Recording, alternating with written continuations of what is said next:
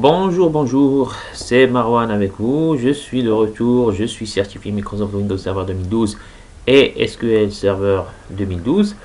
Alors voilà, donc après une petite période d'absence, je vais commencer ma série d'SQL Server.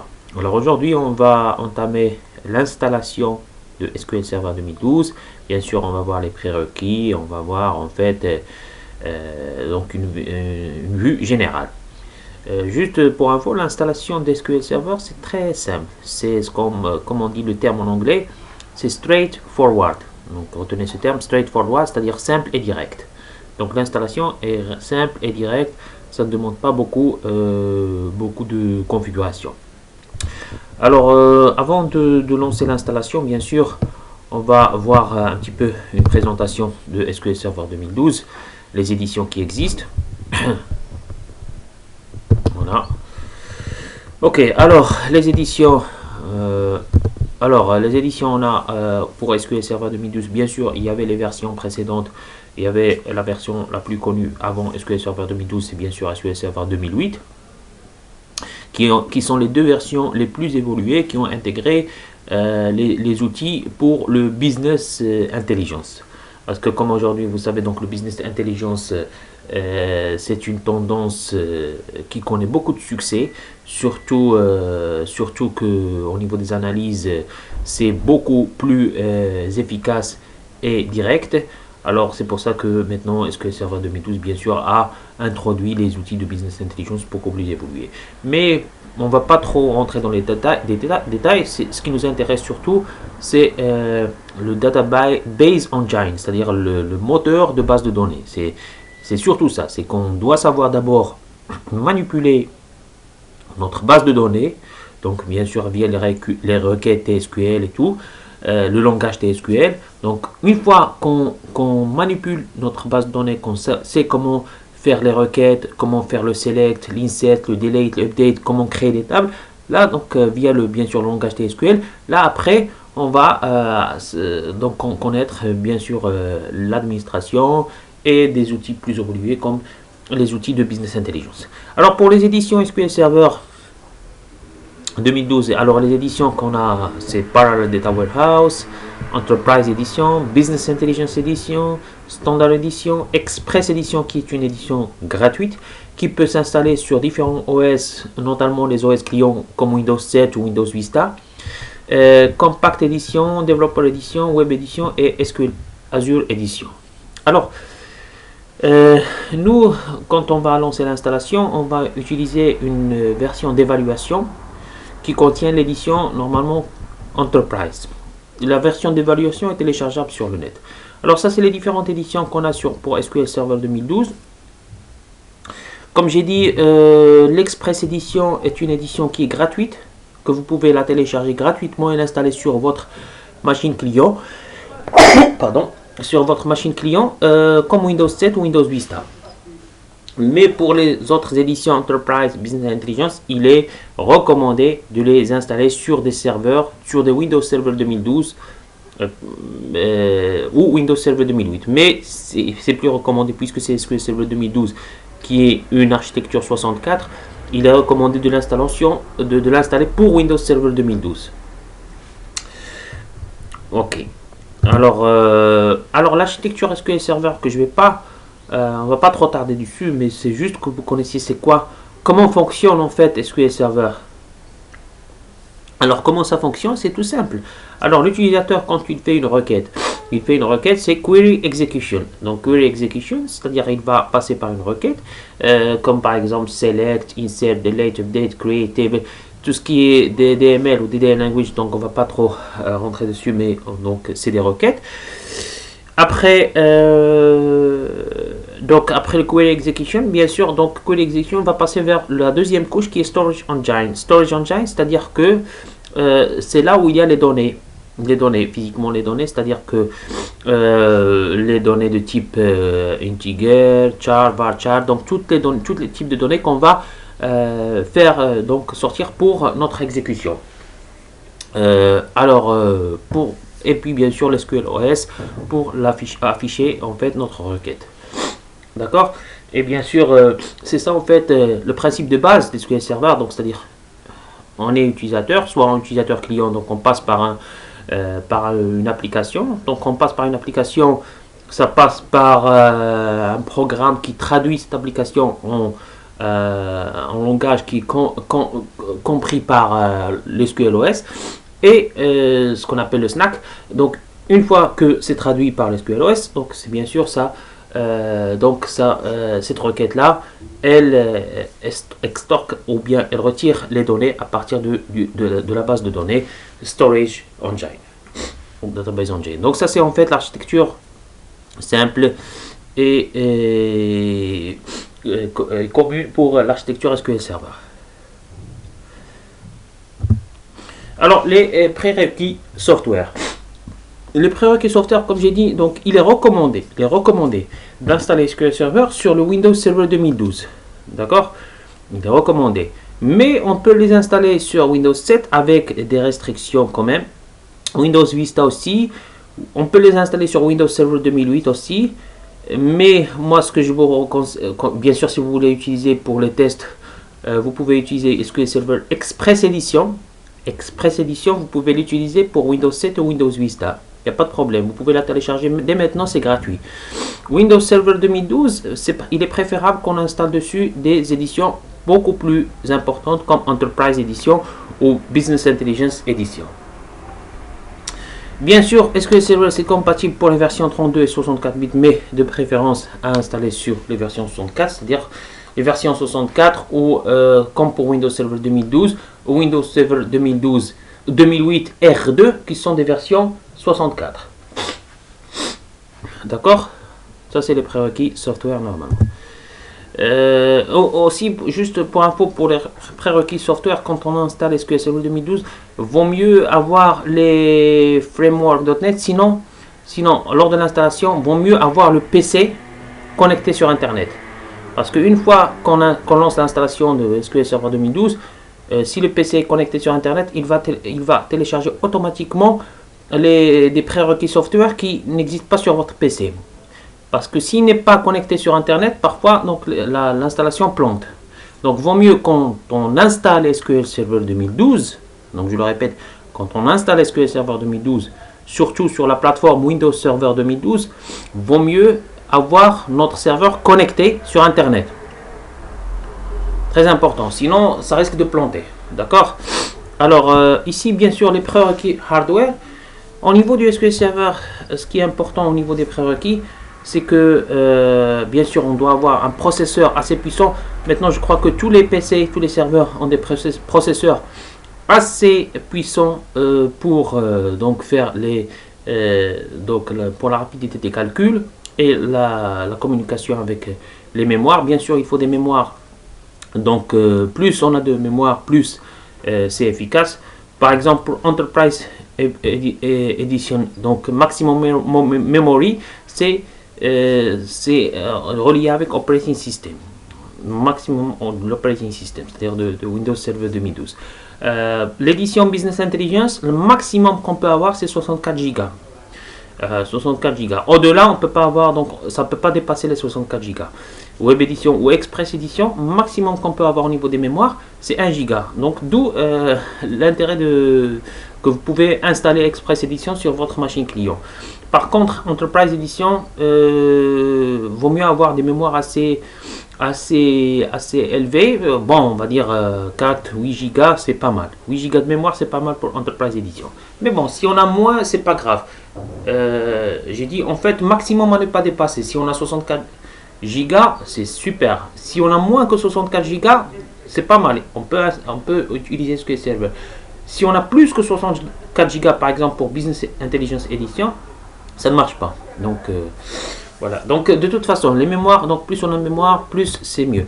Vaut mieux commencer à partir de 4 Go. Hein, c'est conseillé. Parce qu'en fait, quand on va commencer à faire des requêtes, au niveau de création des tableaux, des requêtes, la communication, pour qu'elle passe rapidement et que s'exécute assez rapidement, qu'il n'y ait pas de bottleneck, comme on dit, bottleneck, c'est-à-dire le plantage au niveau de votre machine. Donc, vaut mieux avoir des mémoires assez élevées. Ok, voilà. Donc ça c'était en fait les prérequis software, les prérequis hardware, l'architecture SQL Server, et on a vu les éditions qui existent. Et juste pour info, SQL Server ne supporte pas les processeurs Itanium. Comme pour Windows Server 2012, SQL Server 2012 ne supporte pas des processeurs Itanium. Ça, c'est juste pour info. Alors, on va commencer l'installation. Comme j'ai dit, l'installation, c'est straightforward. Et juste avant, pour les prérequis hardware, les storage ou bien les IO ou les disques durs, c'est très important aussi. Plus on a des disques durs efficaces avec des des connecteurs, par exemple SATA ou des disques durs pour les serveurs, donc par exemple on a SAS, NIR SAS ou SATA, plus on a en fait surtout des disques durs SAS, des disques durs assez rapides au niveau de transmission des données, plus c'est efficace. Et quand on a SQL Server par exemple pour Enterprise Edition, on travaille surtout en réseau, donc on risque d'avoir des storage ou des stockages via des réseaux SAN. Ça, le SAN, c'est en fait c'est une architecture ce qu'on appelle le Storage Area Network. C'est une architecture au niveau des stockages dans le réseau. Pour la configuration RAID, c'est très important aussi pour SQL Server. Si on a par exemple les fichiers log, c'est juste, je vais pas rentrer trop dans le détail, mais juste pour vous informer. Par exemple, les fichiers log, pour SQL Server, les fichiers log, on les met surtout dans le RAID 5. Pour les données, pour le stockage des données, on les met surtout en RAID 10 ou RAID 1. Bon, ça c'est une stratégie. Ça dépend de votre entreprise ou de l'entreprise où l'on travaille. La stratégie qu'on veut pour l'installation, pour déployer SQL Server. D'où l'intérêt. Par exemple, si on est dans une entreprise, moi je pense que vaut mieux bien sûr avoir une édition SQL Server Enterprise Edition. Mais maintenant, pour la gestion des stockages et l'architecture de votre serveur, vaut mieux savoir donc notre stratégie à déployer à moyen et à long terme, parce qu'on risque d'avoir des données qui vont évoluer et des données qui vont augmenter au niveau au fur et à mesure qu'on travaille dans notre entreprise. Par exemple, des données clients qui vont augmenter d'une façon exponentielle. Donc, il vaut mieux avoir une architecture, une stratégie de déploiement de SQL Server qui est assez efficace pour déployer les données sur des storages d'une façon assez efficace pour ne pas avoir une sursaturation. C'est très important au niveau de la stratégie de déploiement. Avant de lancer l'installation, pour SQL Server, donc on travaillait sur Microsoft travaille surtout sur des serveurs hardware. Maintenant, la tendance, on travaille maintenant sur des machines virtuelles pour installer SQL Server. Ça, c'est juste un petit détail pour savoir. Maintenant, on va commencer à lancer l'installation d'SQL Server. Alors, donc, pour lancer l'installation, je vais utiliser l'édition d'évaluation. La version d'évaluation, vous pouvez la trouver sur le site de Microsoft. Vous pouvez la trouver sur le site de Microsoft. Il suffit juste d'aller sur Microsoft, taper le mot-clé SQL Server 2012 évaluation et vous allez trouver la version d'évaluation à télécharger.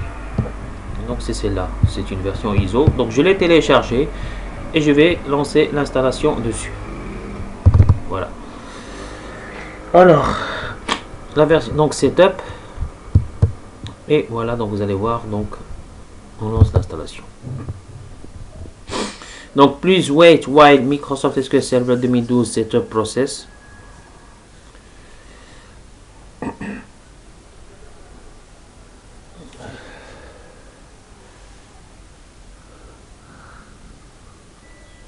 Alors, donc ici, vous allez voir, donc ici, c'est le wizard qui s'affiche. C'est très simple. On a donc plusieurs étapes. Donc, il vous affiche les étapes à faire. Planning, installation, maintenance, tool, ressources, advanced options. Tout simplement, donc on va aller vers installation. Dans installation, on a New SQL Server Standalone ou Failover Cluster ou Add Node ou Upgrader de la version 2005 ou bien version 2008. Ici, donc on va faire une nouvelle installation d'SQL Server. Comme j'ai dit, donc cette version d'évaluation, vous pouvez la télécharger du site Microsoft. Donc vous tapez juste SQL Server 2012 évaluation et vous allez trouver en fait cette version téléchargeable et le tool qui s'installe. Alors ici, please wait while Microsoft SQL Server 2012 setup process to current operation. Donc on va attendre.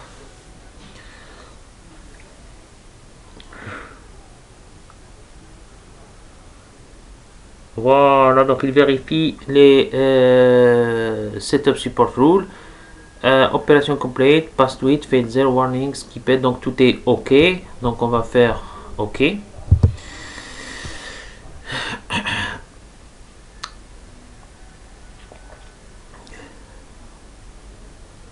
Vous voyez, donc je l'installe sur la plateforme Windows Server 2012. De préférence. Hein, parce que comme ça, je vais avoir toutes les options pour installer correctement les choses.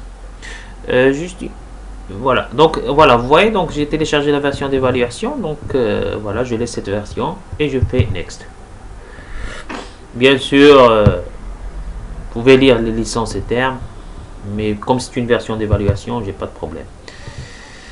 Ok, donc on fait next.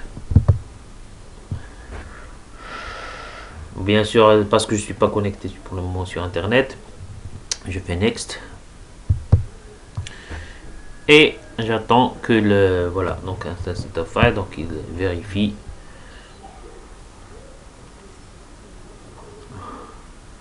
Vous voyez, c'est très simple l'installation de SQL Server. Après bien sûr, quand vous allez avoir donc une petite expérience, vous pouvez vous-même configurer votre installation. Mais sinon, vous pouvez laisser l'installation par défaut, il n'y a pas de problème.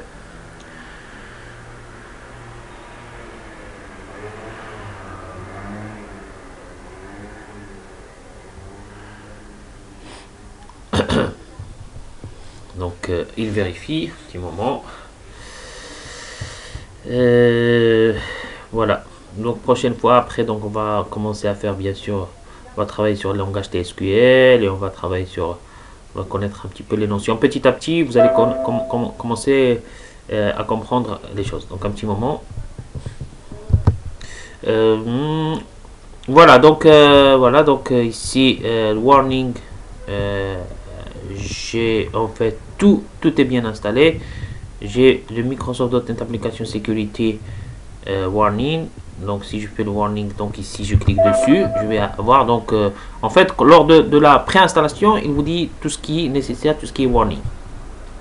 The computer cannot access the internet, there might be delays. Donc voilà. Donc comme je vous ai dit, souvenez-vous, donc lors du début de la vidéo, j'ai dit vaut mieux avoir votre ordinateur connecté sur internet. Sinon l'installation risque d'échouer. Donc parce que si votre ordinateur est connecté sur internet, je ne vais pas avoir ce genre de warning. Donc une fois connecté, donc en fait, il va télécharger automatiquement les softwares manquants. D'accord? Voilà. Donc de toute façon, moi je vous montre juste les étapes. Après, je vais connecter sur internet pour lancer l'installation. Donc je fais next. Alors voilà, donc ça c'est donc SQL Server Feature Installation. Donc on a SQL Server PowerPoint Vivo or Feature. Donc ça c'est le setup role, c'est très important. Bah, bon, on laisse ça par défaut, c'est-à-dire installer SQL Server Database Engine. Comme j'ai dit, le Database Engine c'est ce qui nous intéresse. Le Database Engine c'est le moteur de base de données. Donc c'est là où on va commencer à apprendre à faire les requêtes. C'est très important. Donc je laisse ça. Bien sûr, après, pour le business intelligence, il y a analyse service, reporting, intégration service. Ça, c'est donc les outils pour le business intelligence qu'on va connaître bien après. Alors, donc, je mets next. Alors, donc, vous voyez, le wizard, donc, il affiche. Alors, là, il va me dire qu'est-ce que je veux installer. Donc, je mets select all. Je veux tout installer. Tous les outils. Je veux le Database Engine, je veux tout installer. D'accord? Et je mets Next. Donc ça c'est les par défaut où c'est stocké. Et je mets Next.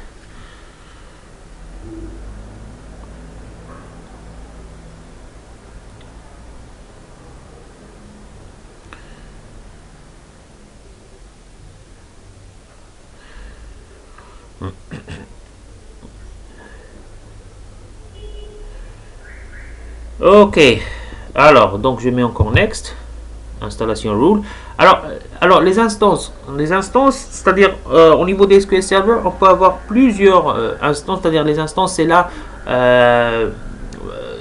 c'est-à-dire la configuration de notre serveur. Qu'est-ce que je veux configurer dans mon serveur? Default instance, c'est-à-dire là, default instance, son nom c'est MS SQL Server. Si je veux faire named instance, je vais nommer ma propre instance, je vais par exemple la nommer Marwan Le Tech. Sinon, par défaut, je peux la laisser MS SQL Server. Donc, pour le moment, je laisse l'instance comme elle est. L'instance, c'est juste, vous pouvez, par exemple, installer cette instance aujourd'hui. Après, donc, vous pouvez relancer l'installation du SQL Server avec une nouvelle instance. Par exemple, vous pouvez l'appeler Marwan Le Tech, par exemple, ou bon, ou un autre nom d'instance. Avec une autre configuration. Mais de toute façon, les configurations, comme j'ai dit, quand vous allez avoir une petite expérience, vous allez savoir comment configurer votre installation. Donc pour le moment, je laisse par défaut.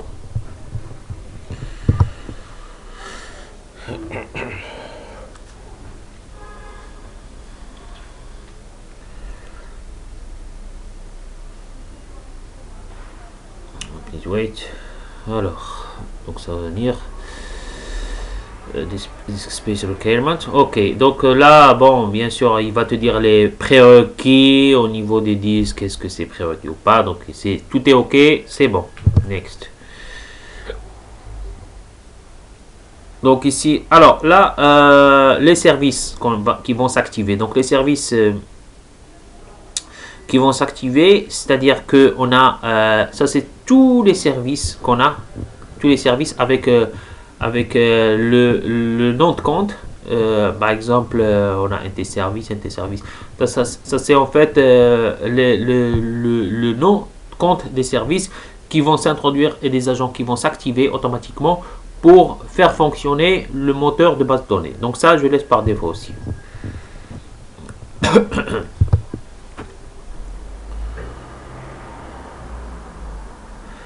Alors, il y a deux types d'authentification au niveau SQL Server. Donc, soit une authentification Windows, c'est-à-dire quand je me connecte sur Windows Server et je rentre mon mot de passe. Donc, je vais faire la même chose pour SQL Server. Je vais mettre le même mot de passe que celui de Windows. Ou bien, je mets une authentification d'SQL ou mix, c'est-à-dire une d'SQL, un mot de passe propre à SQL et un mot de passe propre à Windows. Mais je peux laisser Windows Authentification, c'est-à-dire si je me connecte avec Windows, je mets aussi le mot de passe qui est propre à Windows pour SQL Server aussi. Et bien sûr, il va te dire Add Current User. Quel est l'utilisateur qui va s'authentifier sur SQL Server? C'est l'utilisateur courant qui est moi, l'administrateur. D'accord? Je mets Next. Donc, ça c'est pour les outils de Business Intelligence. Je mets juste Add Current User qui est toujours l'utilisateur courant. Donc, je mets Next. Install, configure, install, reporting service, tout ça c'est les outils de Business Intelligence. Ce qui nous intéresse c'est Database Engine. Donc ça je laisse pour après vous expliquer. Donc je mets toujours Next. Donc l'installation est assez simple. Ok, ça c'est aussi pour les outils Business Intelligence. Je mets Next. Je mets Next. Je mets Next. Voilà. Et tout simplement Next. Alors, ready to install. Donc, et là, donc si tout est ok, je lance l'installation. Donc, installe. Voilà. Donc, il va commencer l'installation. L'installation, ça prend un petit peu de temps. Je laisse que l'installation se termine. Donc, comme vous avez vu, c'est très simple. Je vais quand même me connecter sur Internet pour que qu'on télécharge les prérequis software qui n'ont pas été trouvé ici parce que je ne suis pas connecté sur Internet. Donc je laisse l'installation se faire et je reviens. Voilà, donc c'est presque fini. Donc il reste juste un peu et l'installation sera complète. Et voilà. L'installation s'est faite correctement. Voilà. Donc, voilà, tout est donc il me dit comme quoi je dois redémarrer l'ordinateur après, bien sûr. Donc ça, je vais le faire après. Donc tout est l'installation s'est fait correctement. Ok. Voilà, donc succède, ok, super. Donc je fais close, et voilà, donc SQL, mon SQL Server, la version d'évaluation, c'est bien installé. Donc je vais juste vous montrer quelques configurations avant de terminer, quelques configurations qui sont intéressantes. Bon, donc comme c'est bien installé, bien sûr, je dois trouver où se trouvent mes outils. Donc mes outils, je vais sur Windows Server, je vais aller sur rechercher, je vais SQL Server Management Studio. C'est ça l'outil le plus important que je vais utiliser parce que c'est là l'interface où je vais travailler pour les requêtes SQL, pour les requêtes, pour les commandes et tout. Donc je l'épingle sur ma barre des tâches. Voilà, je l'ai épinglé. J'ai aussi Configuration Manager. Donc SQL Server, Configuration Manager. Donc j'ai SQL S Server bon, Configuration Manager. Voilà, SQL Server Configuration Manager, c'est très important comme outil aussi. Donc je l'épingle aussi sur la barre des tâches. Bon, ça pour le moment, donc j'ai les deux outils les plus importants. Voilà, donc comme j'ai installé SQL Server, j'ai SQL Server Management Studio et SQL Server Configuration Manager. SQL Server Configuration Manager, c'est tout simplement donc quand on configure les ports, quand on configure au niveau de la communication entre client-serveur, au niveau des ports, au niveau des listeners. Ça, on va le voir après. Et aussi la configuration des services pour SQL Server. Ici, SQL Server Management Studio, donc quand je vais me connecter, il va me demander un mot de passe. Le mot de passe que je vais utiliser, c'est celui de Windows, comme je l'ai utilisé lors de l'installation de SQL Server. Is loading user this make the few minutes. Donc ici, on va attendre. Voilà, donc là il me demande déjà le mot de passe. C'est Windows Authentication déjà. Donc je mets juste connect. Là, et je suis connecté. Là, je suis connecté et j'ai mon outil SQL Server Management Studio. Maintenant, je vais utiliser une base de données. Donc, je perds une base de données que j'ai téléchargée aussi. Cette base de données, vous pouvez la trouver sur le site de Microsoft. Vous cherchez TSQL 2012 comme base de données qui est téléchargeable sur le site de Microsoft. C'est avec cette base de données qu'on va commencer à travailler et faire des exercices. Donc TSQL 2012 sur le site de Microsoft, c'est gratuit et téléchargeable. Donc il suffit maintenant juste de l'exécuter. Donc je vais l'exécuter. Donc je clique dessus et ça s'exécute automatiquement. Ça s'installe sur SQL Server Management Studio. Donc ça s'installe automatiquement sur SQL Server Management Studio. Je fais connect et pour donc l'exécuter, donc connect, et pour l'exécuter, voilà. Donc j'ai tout ça. Donc voilà, donc c'est ça en fait. Je vais faire execute. Je fais execute, hop, execution query, executing query. Donc ça, voilà, query executed successfully. Et là j'ai ma base de données, donc database, j'ai TSQL 2012. Et dans cette base de données, j'ai par exemple les tableaux que je vais faire juste un petit exercice. Donc par exemple DBONUM, les tableaux avec les colonnes. Constraint trigger, donc DBONUM, colonne.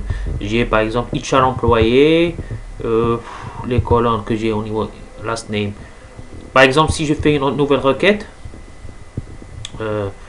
donc je fais une nouvelle requête new query. Par exemple, select. Alors donc au niveau de cette base de données, select. Alors, select DBO, donc select HR employees, voilà. Donc c'est en fait, est-ce que Server Management Studio c'est intéressant, c'est-à-dire il te dit, il te prévoit déjà ce que je veux sélectionner. Donc HR employé, donc ça c'est le tableau en fait. Select, qu'est-ce que je vais, voilà, select last name, pardon, last name from HR employee, donc from HR employee. Et là, donc normalement, je vais avoir tous les last name from HR employee. Si je fais execute, donc il va me donner donc les requêtes. Donc last name from HR employee par exemple. Donc vous voyez, donc j'ai exécuté un tableau, une base de données qu'on nomme TSQL 2012. C'est une base de données qui est téléchargeable pour les exercices. Donc TSQL 2012, vous pouvez la télécharger du site Microsoft, vous l'installez, vous l'exécutez. bien sûr, après avoir installé SQL Server. Une fois installé SQL Server, vous exécutez cette base de données et vous allez la voir sur SQL Server Management Studio. D'accord? Donc, souvenez-vous, donc les deux outils les plus principaux qu'on a après l'installation d'SQL Server, on a SQL Server Management Studio et SQL Server Configuration Manager. Après, donc, bien sûr, on va commencer à travailler pour faire les exercices dessus. Voilà, donc c'était ma première étape, ma première leçon pour l'installation d'SQL Server. On a vu grosso modo les configurations requises et les prérequis software, hardware et grosso modo les outils qu'on va travailler dessus pour les prochains exercices. N'oubliez pas, bien sûr, n'oubliez pas à vous abonner à ma chaîne YouTube Marwan Le Tech, ma chaîne YouTube Marwan Le Tech.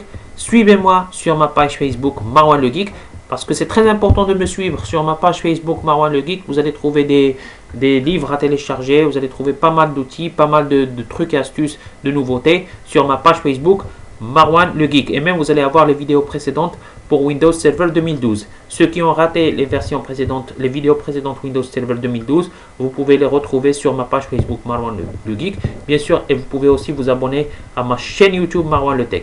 Donc abonnez-vous à ma chaîne YouTube Marwan Le Tech, suivez-moi sur ma page Facebook Marwan Le Geek, et s'il vous plaît, partagez au max. Partagez au max. Plus vous avez les partages, plus ça m'encourage à faire d'autres vidéos. Merci beaucoup pour votre soutien et vos commentaires, ça me touche vraiment. Et je vous dis à la prochaine. Merci.